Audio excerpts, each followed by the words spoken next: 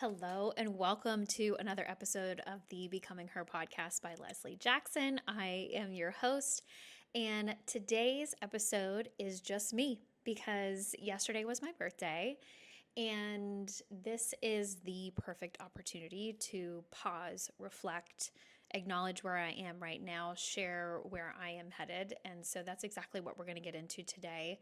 But I also just wanted to say that I really have it on my heart to say thank you so much to everyone who has been tuning into the podcast, who's been telling their friends about the podcast, who's been sharing it on your social media profiles. This show went live at the beginning of this year, and the outpour of love and support and engagement for the show has just truly given me so much life and made me feel like the decision to get this thing off the ground, it was the right decision. So I just want to say thank you all so much for your support and spending this time with me.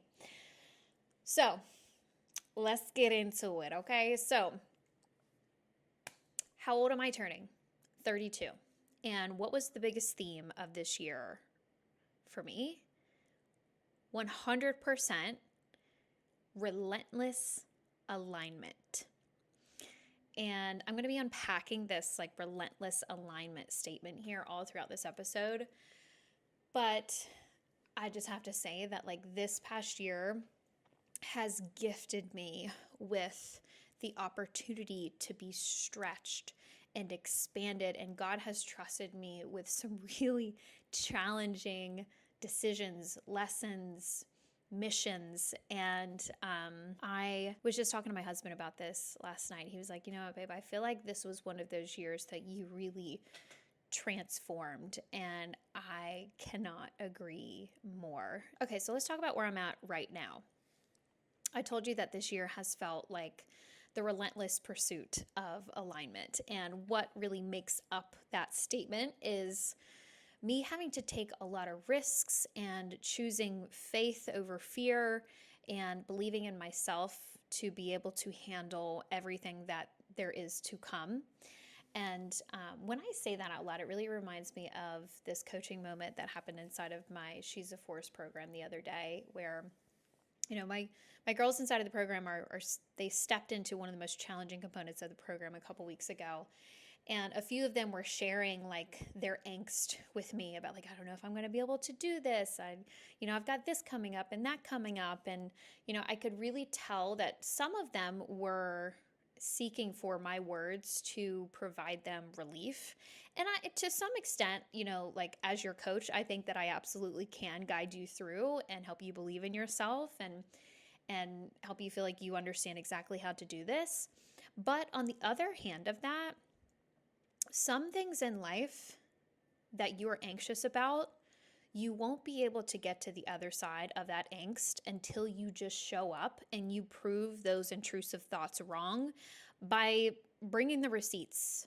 You know what I mean? So those imposter syndrome type thoughts, those anxiety type thoughts of I don't know if I can do this. Is this outside of my threshold, The only way to find out, the only way to prove those thoughts wrong is to do it. That is the only way to shut that up, is to be I don't know. Okay, well, fuck around and find out.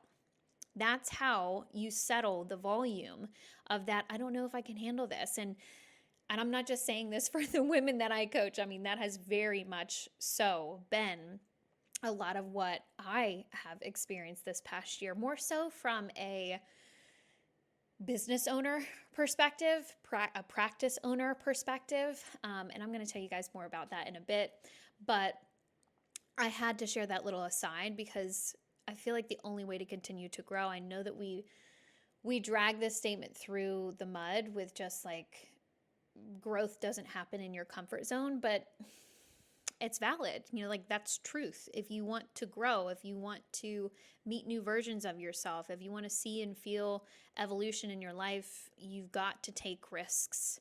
You've got to choose faith and take a step forward, even if you don't see the rest of the path ahead of you quite yet. I've also had to do a lot of releasing things in my life, people, things, circumstances that were misaligned. That was really stretchy. I've also had to put down things that were not mine to carry. I naturally am a very empathetic person, and I do feel like I am a change maker, and I can help a lot of people move through some things that sometimes they can't move through alone. But I have noticed in myself that just because I can doesn't mean that I always should. And a little aside for some background on my life, I am a minister's daughter. My dad was a Presbyterian minister all throughout my upbringing. He's retired now, but I have watched my dad give, and give my entire life. And like, shirt off of his back. Anyone who knows Captain Terry, Reverend Dr. Captain Reverend Dr. Terry, that's a whole story in and of itself. Terry Johnson, they know that he is a giver. It lights him up to give to people. But I actually just sat down and had a conversation with my dad recently and said, Dad, you got to fill your cup too. You know, like, you got to give to yourself so that you can give better. And that's true for me too. And I just want to share here, that's something that in my life I'm always going to be moving through, because I love giving, I love helping people, but I've also found myself in a state of depletion in sometimes those scenarios when boundaries have to be respected. And I have needs too. And as a giver, if you resonate with that as well, I just hope that this also kind of gives you permission to feel not like you're being selfish or greedy. If you come to a point in your life where you're like, I am going to give when I can and when it doesn't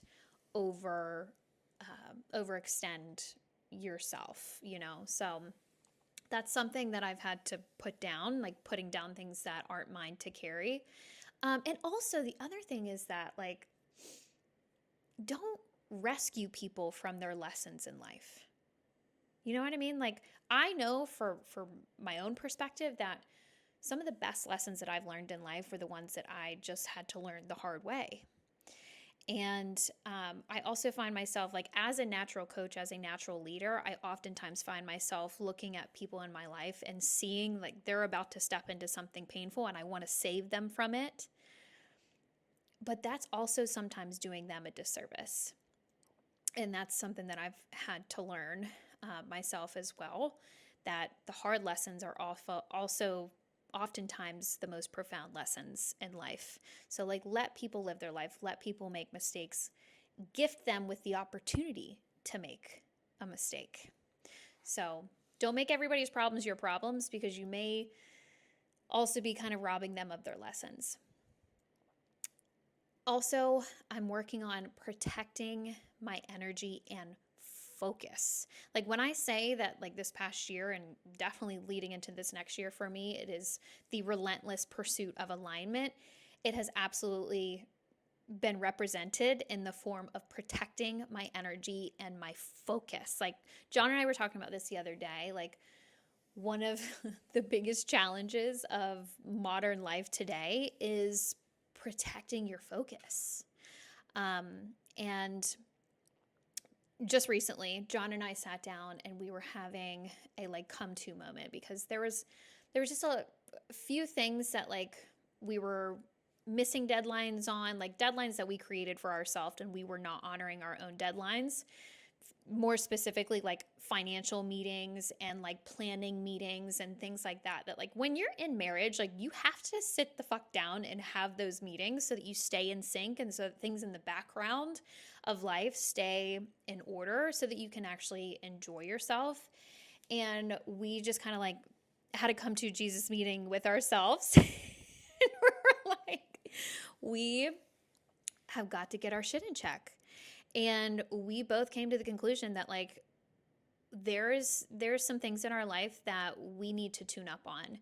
And one of those things was distractions. And we both came to the conclusion that our phones were one of the most distracting things in our life. So what we did about it was John had the idea for us to try out the new, I don't even know if it's new, but the Brick phone app blocking device where you have to like get up and like actually like brick your phone and like unbrick your phone to have access to things. It has been a game changer for us, I have to tell you. Going into this next year, John and I just like, we really want to give it our all. Within this next year or so, we do want to try to get pregnant, and this is our opportunity. Like, this is our opportunity to really like heads down, get focused, stay focused, and to make as much progress in our life while it's just him and I as we can. And that has been a big part of our reflection from this last year. Like, we accomplished a lot in this last year. We put ourselves in a really great position.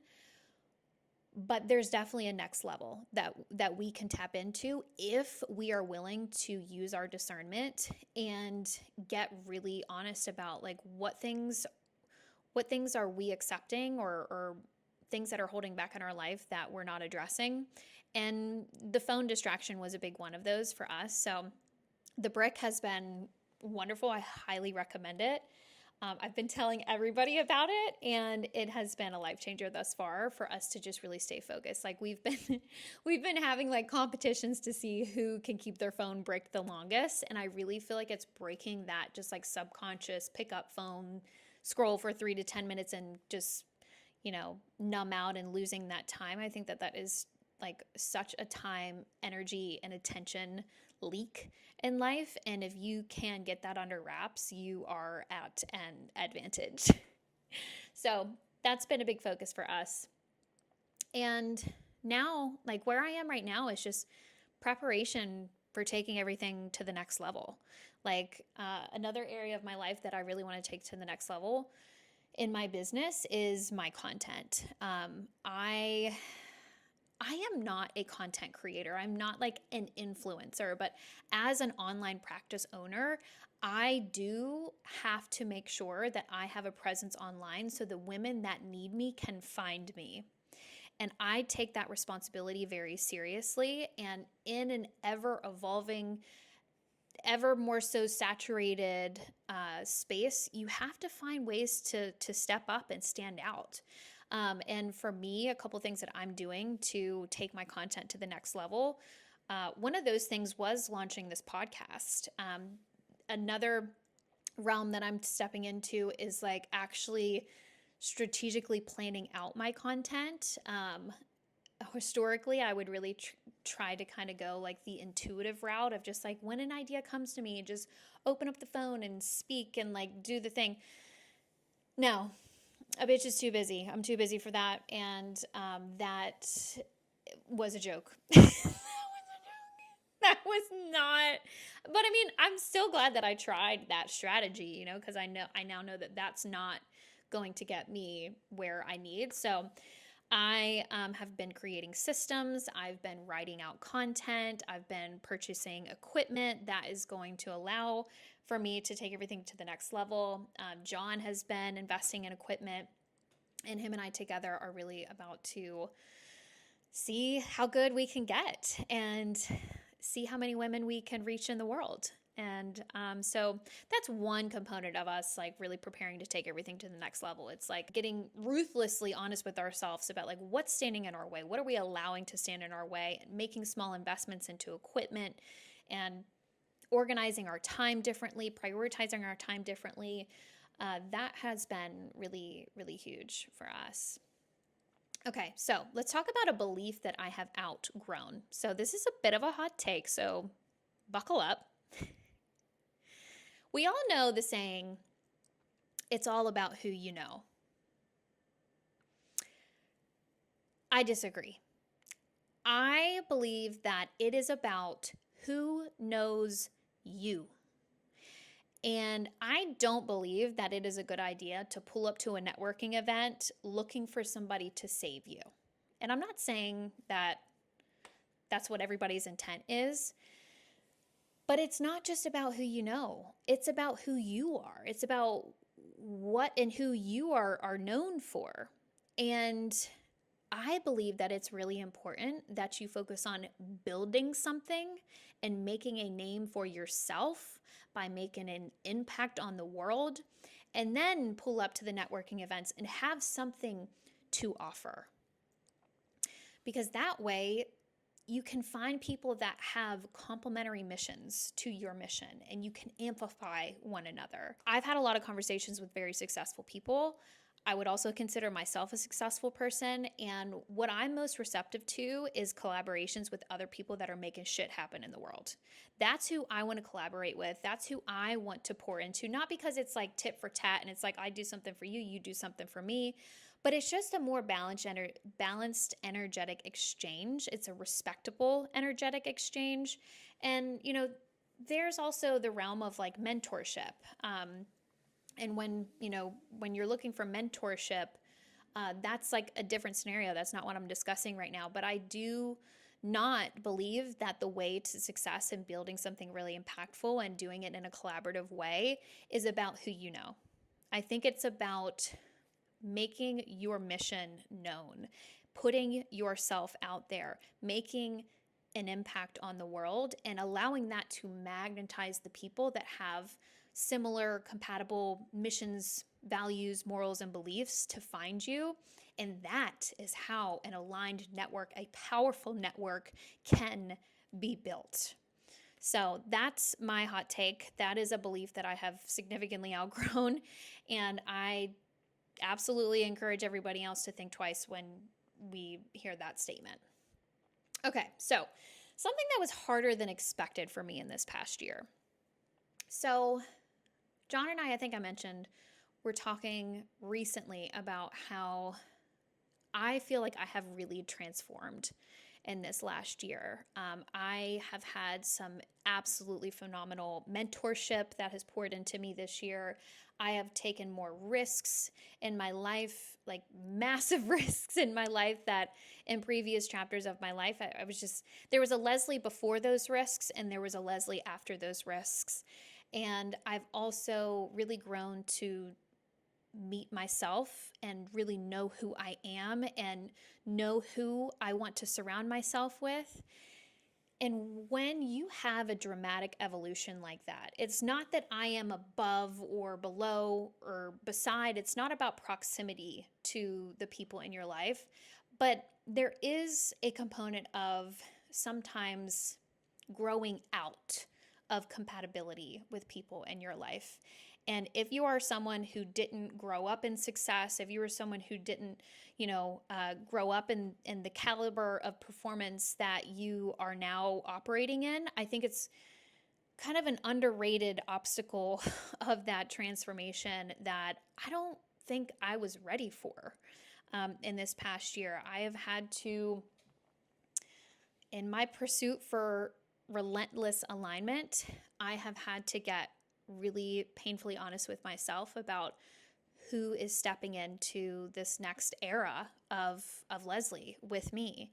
And that was really hard. It's kind of like when you go through a breakup and nobody cheated on anybody, but it just wasn't the right fit. And that makes it even more gray because it's like, I just wish that this was like more cut and dry. Sometimes it's not, but sometimes it just is that divine innate knowing that this friendship, this relationship is not serving who I want to be, who I want to become, and what I'm striving for in the future. I don't know if everybody else has gone through that in this past year, but that has actually been a pretty challenging experience for me that I did not expect, as I have evolved a lot. Like when you evolve and you exit old lifestyles and ways of living, the people that are in those ways of living oftentimes don't make it into your next evolution, but sometimes they do, and that's a really beautiful thing whenever you evolve and the people around you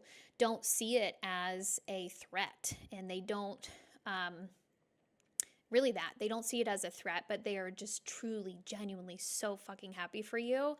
Those people Those people can step forward with you because they give you life and they really want to see you win. So, yeah, I just also had to really recognize that the standards that I hold myself to are rising, which means the standards, naturally, the standards that I, expect from the people around me are also likely going to rise. And sometimes people don't rise along with it, and that's okay.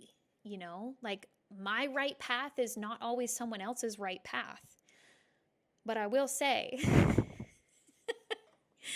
the path that I'm headed towards is one of abundance and joy and alignment and peace and adventure. And that is why it is so valuable for me to protect and to really be truthful with myself about, who is coming with me in this next era. And lastly, on that note, we're in our 30s.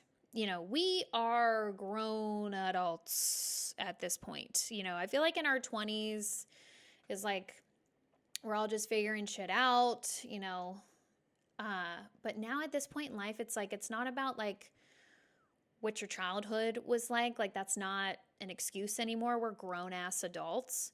And if we are not at this point in life taking full ownership for who we are, how we treat people, how we show up for the people in our life, we're not going to have a lot of compatibility. You know what I mean? And I was talking to John about this on a walk recently, and also my friend Kaylee, who was here visiting. We were talking about, I was telling them about a interview that I had heard Megan Fox talk about. Someone asked Megan Fox, if you had a friend that kept on allowing the guy that she was with to cheat on her, and she was just accepting it and just not accepting reality and allowing herself to be disrespected, and she was not being treated right in X, Y, and Z. That was the question. Megan says, I wouldn't be friends with her. I was like,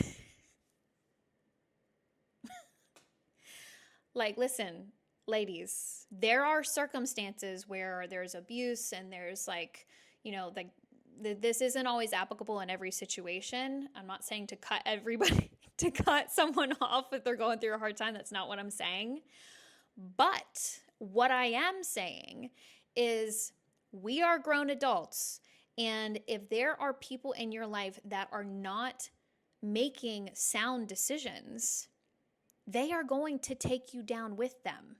So I encourage you to lock arms with the people in your life that are making sound decisions. And I resonate with Megan Fox's answer. Like if there is someone that is like getting fucked up all weekend, or like in really rocky, just messy, toxic relationships and X, Y, and Z, I'm not, I don't want you in close proximity to me, and I'm not sorry about that. We are grown ass adults. And I'm not even saying that situation is applicable to my previous, exits of friendships. But I just have to say, there is this pat on the back whenever you like stick by your friends no matter what they do. You're there through it all. And like, yeah, I get that as we're like growing up and in our 20s. But like, again, we are grown ass adults, and I'm not trying to be friends with anybody who's not making decisions that are reflective of self-respect, having dignity. We're focused, we're on a mission, we're doing something with our life. Like if those 5 categories are not programmed in where someone is today, that is where I am today. So all of that to say, I am holding myself to those standards. I am making decisions that are reflective of dignity, self-respect, moving on purpose, being on a mission, protecting my well-being. That is what I'm on. And women that are on that mission too, we got a lot in common. I want you, I want to be around you. But this is a hot topic, and this is something that I feel like I don't hear enough people say, is it's okay to create some distance between you and people that are making really poor life decisions. Okay? Anyway, so something that was better than expected for me in this past year, transparently, my practice's growth. So I have been a nutritionist since 2020, but I did it part-time for a few years. For those of you who are kind of newer here, I did it part-time outside in my extra time. I used to be in technology sales. And so in 2020, I attained multiple certifications to become a nutritionist, and I started taking on clients then. In 2024 is when I exited my corporate job and I went full-time into my business and full-time into entrepreneurship, which was a really courageous step for me. Last year was my first full-time in business year. And I didn't set like really aggressive goals for last year, but I did hire the right mentors. Shout out to Natalie, who helped me to launch my practice. Natalie Knows on Instagram. And also shout out to Samantha Daly on Instagram. I entered Sam's world last year, and she is a brilliant business coach. I discovered her on Instagram, long story short, and I almost immediately knew. I was like, that's who I want to learn from. That's who I want to learn business from. And through having the right guidance, my practice last year hit 6 figures. And I'm not saying that to brag, but if you're not new around here, you've heard me talk about how important it is from a well-being perspective to also be well financially resourced. And last year rewired me. And I don't think that I could have done it without the right mentorship. And Samantha was the right mentor for me. She really helped me believe in my ability to build a group coaching program and to help me understand how to build a personal brand that would help more women find me and my work. And there's a million milestones that happened last year that I could talk about, but that was something that was unexpected to me. The success that I experienced in my first full year of running my own practice was really profound and something that I'm forever grateful for. Something else that was really unexpected but went profoundly well was the launch of my podcast. I have been wanting to launch a podcast for years, but I knew it wasn't the right time. It wasn't the right time. And then I found a pocket of opportunity to do it last year because I completely sold out my practice and went on a 3-month wait list back in November. Yes, it was in November. And that allowed me to take the entire month of December to get the podcast off the ground. I was able to record a bunch of episodes, and we were able to film the campaign and like do all the things to properly get the podcast going. And it was absolutely baller. I fucking loved it. It was such a cool experience.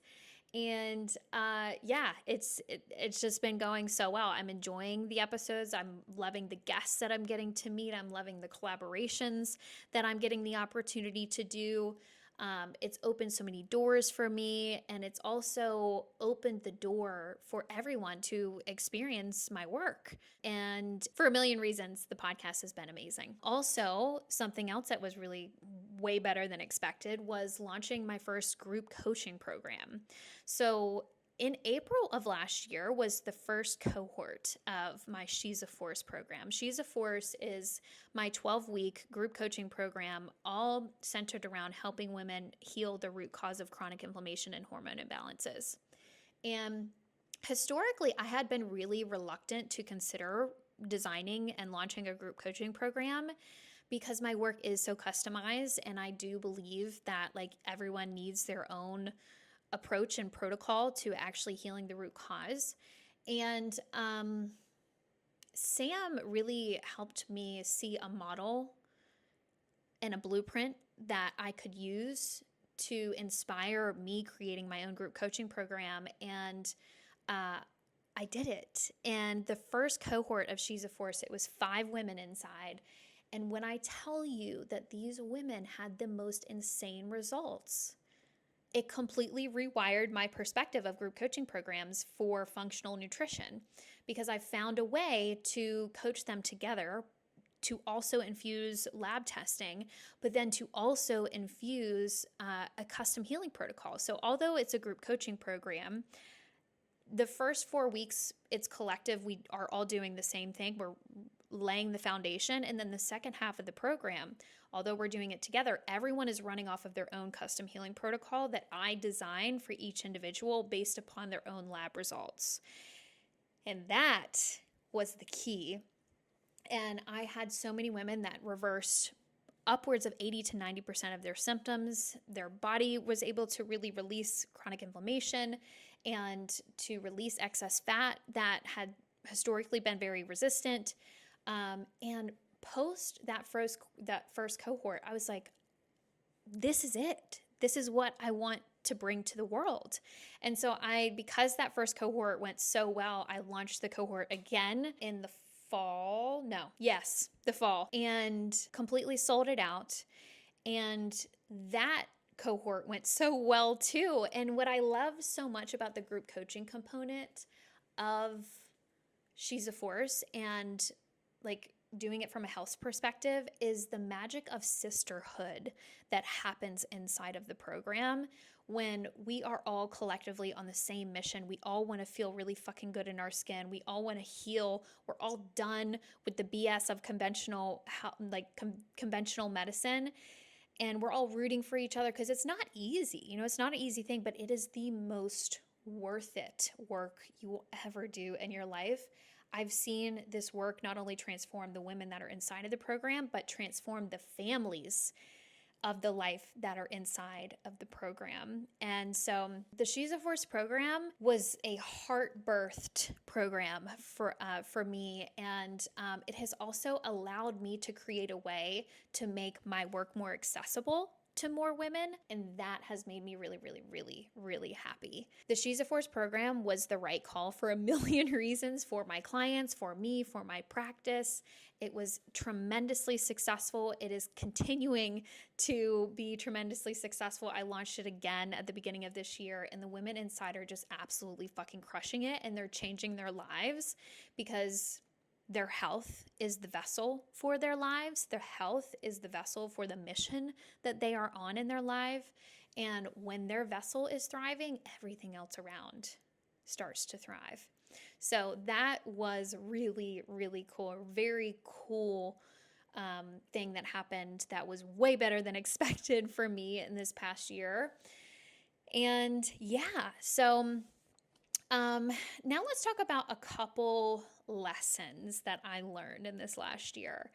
Some personal lessons, and this is also somewhat of a little bit of a hot take, but I am responsible for treating everyone with respect and dignity, but I am not responsible for making sure that everyone likes me. Caveat to this is that I do think that it is important to have a pulse on being a likable person. Likability is an important characteristic in life, but likability usually stems from being a respectable, kind, and person that moves with dignity, I treat myself with dignity, and I treat everyone around me with dignity. And this lesson came to mind to me from a conversation that I had with one of my best friends here in Austin. I won't say her name because this is a hot topic conversation. I don't know if she wants to know everybody.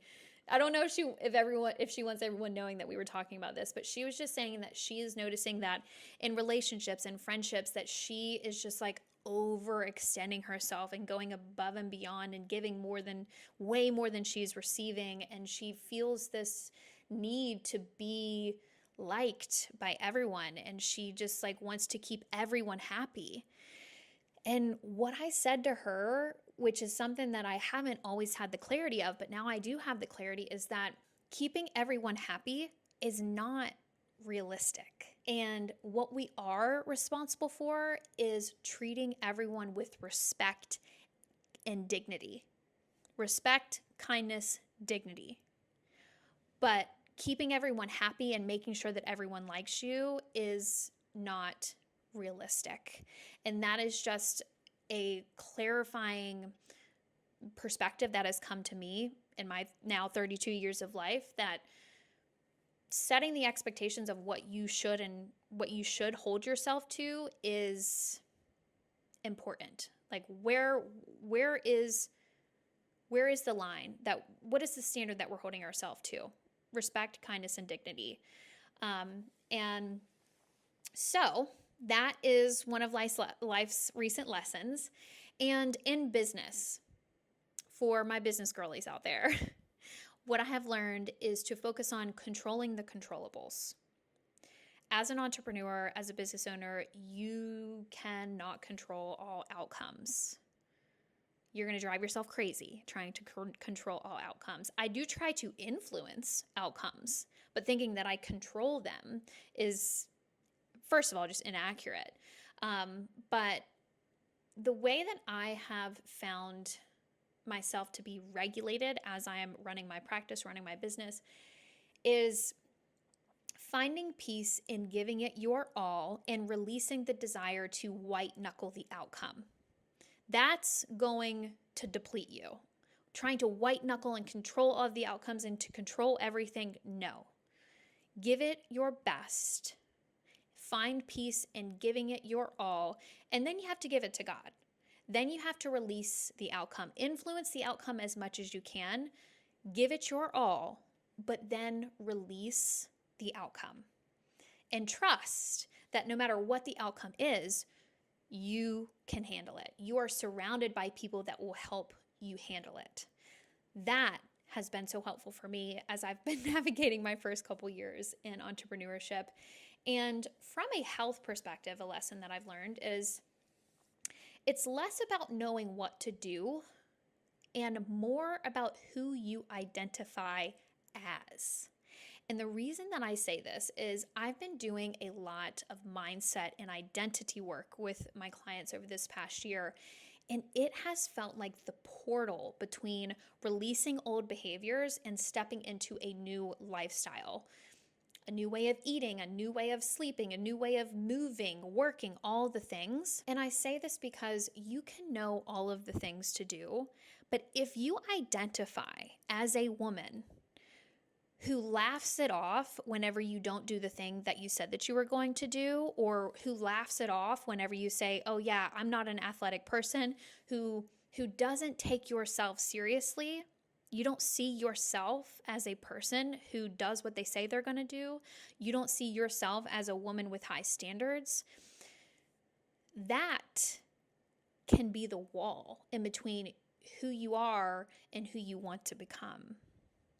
When you see yourself as a woman who does what she says she's going to do, when you see yourself as a woman that doesn't just allow any food to go into her body, she has very high standards for what she allows into her system. That is an identity factor. And this has been something that after now having coached hundreds of women, I'm realizing that the blocker oftentimes is not the knowing what to do, but embodying the identity of a woman who works out every day, a woman who sets an alarm so that she can wake up and have space in the day, a woman who does not take bullshit and disrespect from her partner or someone she's dating. You know, it's who you see yourself as. And if that is not who you see yourself as today, you need to start giving your belief system receipts that that is the woman that you're becoming.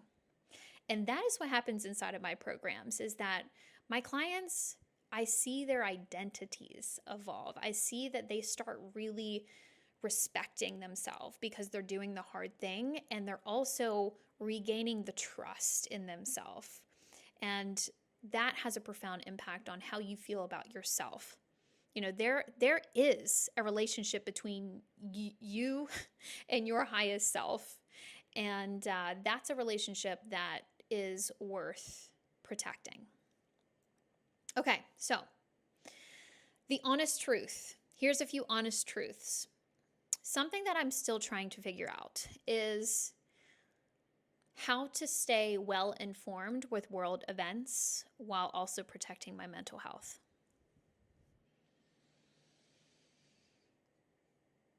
I'm still figuring this one out.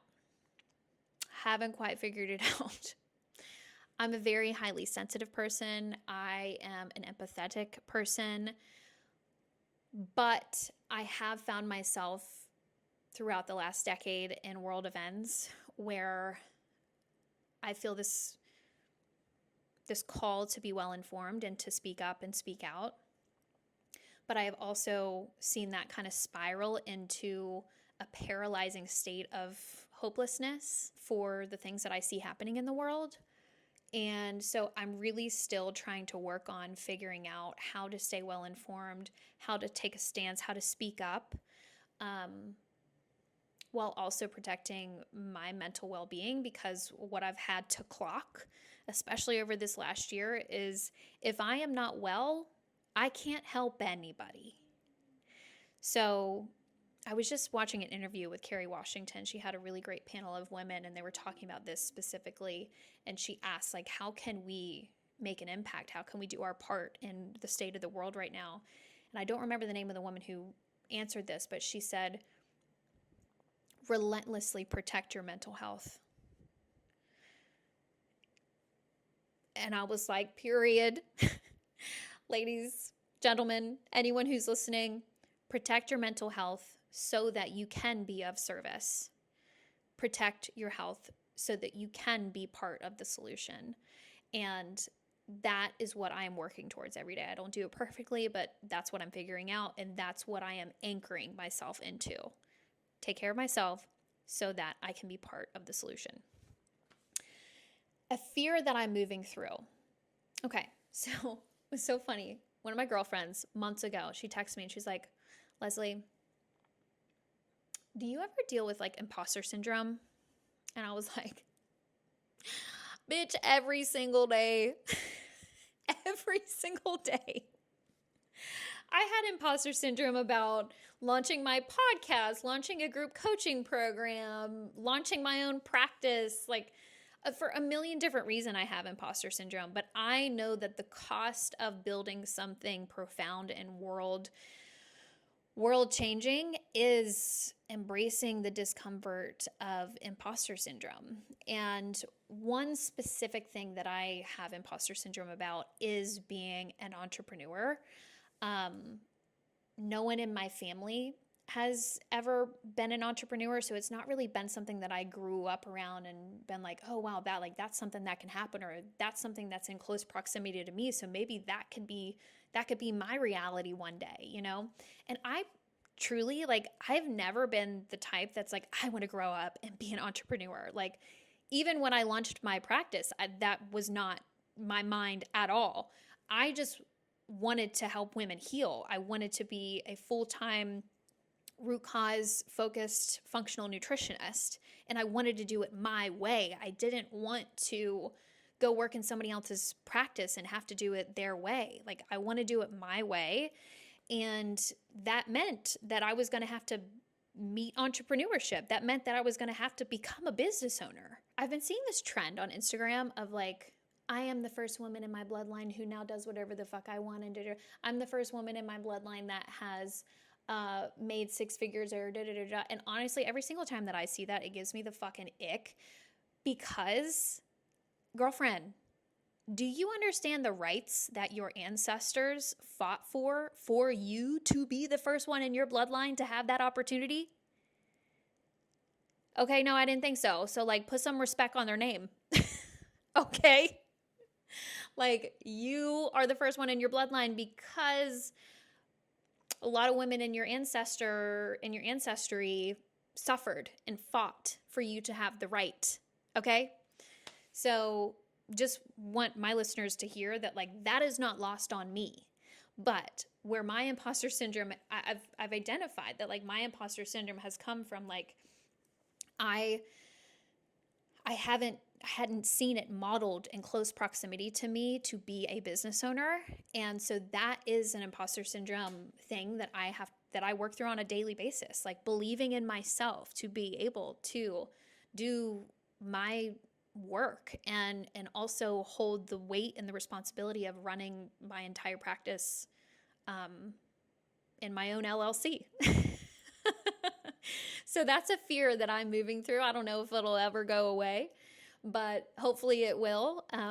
That is something that I'm moving through. Yeah. So what am I stepping into this year?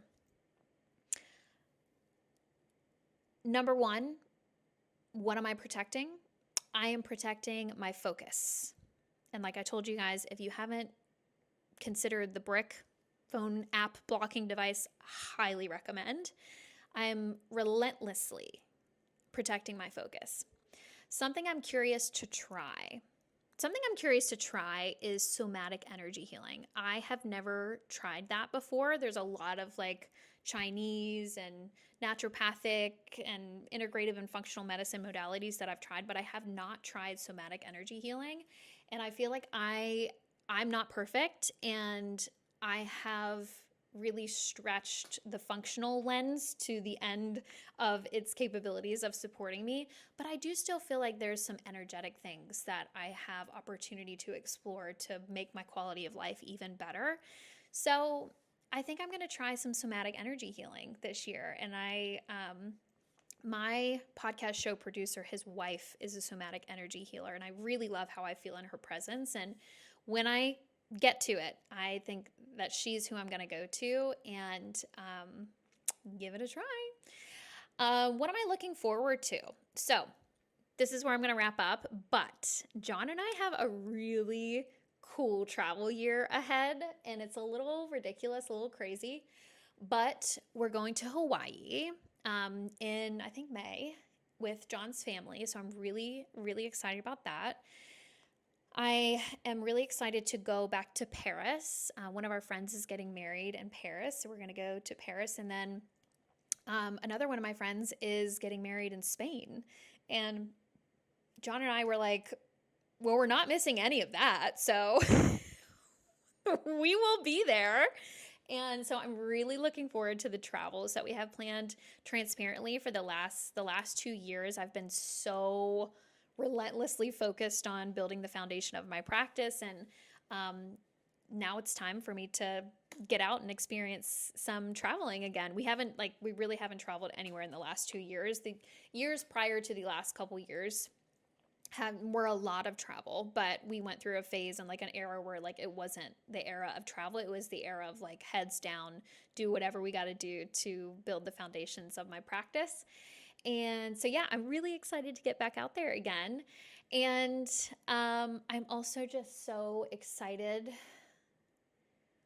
for the impact that my practice is going to be making this year. Every year it just gets better and better.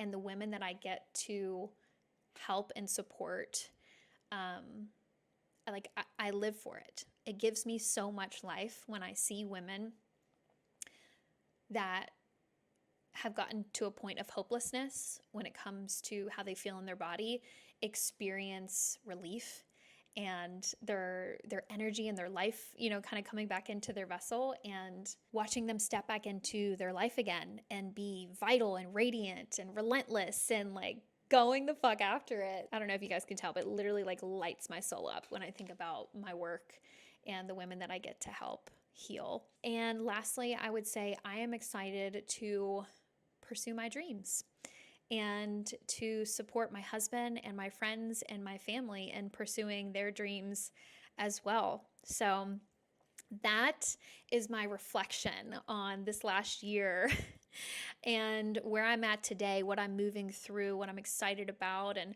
what's coming forward. And again, thank you all so much for listening.